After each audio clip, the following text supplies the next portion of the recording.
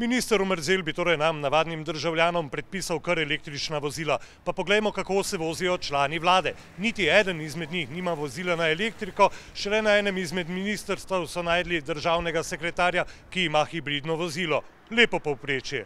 Narod pa ministru sporoča tako. Pač nisem v situaciji, da si prošim 2 vozili, poleg tega pa sploh ne drugo električno. Čeprav je to zelen vir, je to zaenkrat še zelo drago. Bi ga imel, samo ni finančno možno. V tem trenutku mislim, da je za večino problem. Si navaden avto kupiti, kaj šele električni. Cene se začno pri avtomobilu višjega srednjega razreda, kar je še vedno precej denarja. Naslednja ovira je kratek domet v primerjavi s fosilnimi gorivi. Če bi hotel dobiti energijski ekvivalent enemu rezervarju goriva, bi morala biti taka baterija 2-3 tone težka.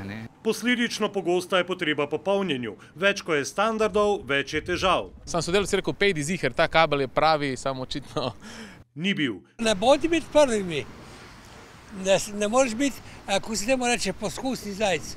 Ne. Treba je biti previden, kar potrjujejo navade elektrovoznikov. Najbolj zanimive so polnilne postaje tukaj v mestu, v centru Ljubljana, malo manj na obrobju, torej pač izven Ljubljane, plus to največ se ljudje polnijo, bom rekla, v delovnem času. Tako bi ga lahko polnil tudi kak minister, za zgled. Manjša poraba energije, okolju so prijazna, jasno, ker nimajo nobenih emisij.